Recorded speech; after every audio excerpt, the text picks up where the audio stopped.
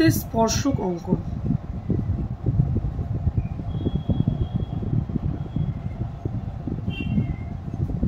Class 10 syllabus সম্পাদ্য।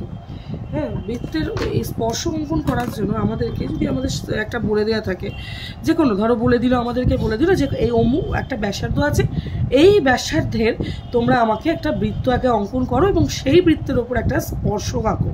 এইটা যদি তোমাকে বলে দেওয়া হয়, ধরো আমি সাপোজ তোমাদেরকে বললাম যে তুমি একটা 4 সেন্টিমিটার ব্যাসার্ধের আমাকে একখানা বৃত্ত এঁকে দাও, তারপরে সেই বৃত্তের একটা স্পর্শক আঁকো। তাহলে আমি তখন কি করব, এখানে আমি প্রথমে 4 সেন্টিমিটার ব্যাসার্ধটা আমি এখানে নিয়ে নেব, সেই ব্যাসার্ধটার সমান মাপ করে নিয়ে আমি কম্পাসে সমান মাপ করে নিয়ে এটা আমি কোনো রকম চেঞ্জ না করে আমি কি করব, এইখানেতে ওই বৃত্তটা ঘুরিয়ে দেব। এই যে বৃত্তটা আমি ঘুরিয়ে দিলাম, এই বৃত্তটা ঘোরানোর জন্য কি হলো, আমাদের এখানে 4 সেন্টিমিটার একটা ব্যাসার্ধ বিশিষ্ট আমাদের কি তৈরি হয়ে গেল, বৃত্ত। 4 সেন্টিমিটার ব্যাসার্ধ বিশিষ্ট কি তৈরি হয়ে গেল, বৃত্ত।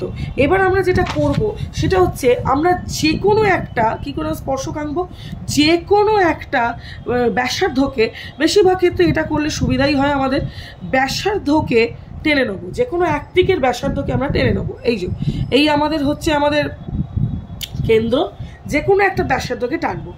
নেক্সট কাজ হচ্ছে এই ব্যাসার্ধের এই বিন্দু, এই বিন্দুটাই হবে আমাদের স্পর্শবিন্দু।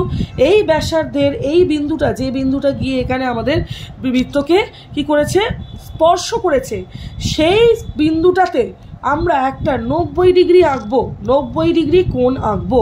90 ডিগ্রি কোণ কিভাবে আমাদেরকে আঁকে, আমরা এইখানে বসিয়ে প্রথমে একটা যে কোনো মাপের বৃত্তচাপ টানবো। যে কোনো মাপের বৃত্তচাপ টানার পর এইটা আমি চেঞ্জ করব না, সবথেকে ইজিয়েস্ট ওয়ে এটাই, এইভাবে আঁকাটাই সবথেকে ইজিয়েস্ট ওয়ে। না চেঞ্জ করে একবার এইখানে বসিয়ে কাটবো, যেটা আমি পাবো সেটা দিয়ে আবার তারপরে বসিয়ে কাটবো। যদি আমাদের কম পড়ে যায় আমরা এটাকে বাড়িয়ে নেবো আর একটুখানি, ঠিক আছে। করার পর কি করব, এই আমি কিন্তু কিছুই চেঞ্জ করছি না এখনো পর্যন্ত, ওই একই চলছে। একবার এই কোণায় বসিয়ে কেটে দেবো আর একবার এই কোণায় বসিয়ে কেটে দেবো।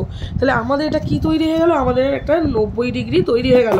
আর আমাদের যে 90 ডিগ্রিটা তৈরি হলো সেটা আমরা এই বিন্দুর সঙ্গে যোগ করে বাড়িয়ে দেবো, তাহলেই কিন্তু আমাদের কি তৈরি হয়ে যাবে, বৃত্তের স্পর্শক। এই যে তৈরি হলো আমাদের এটা তো দুদিকে আমরা যত খুশি বাড়াতে পারি। আমি ওই জন্য অ্যারো দিয়ে দিলাম, এখানে একটা বিন্দু নিয়ে নিলাম, এই বিন্দুটার নাম সাপোজ এ, এই বিন্দুটার নামটা সাপোজ আমি বি দিয়ে দিলাম, এটা পি দিয়ে দিলাম।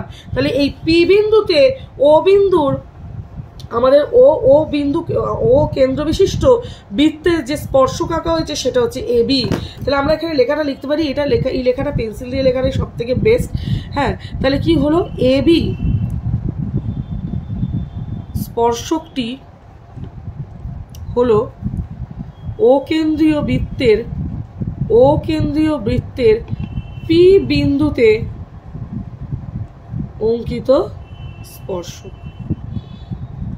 এইভাবে আমরা ছোট একটা স্টেটমেন্ট লিখে দেবো।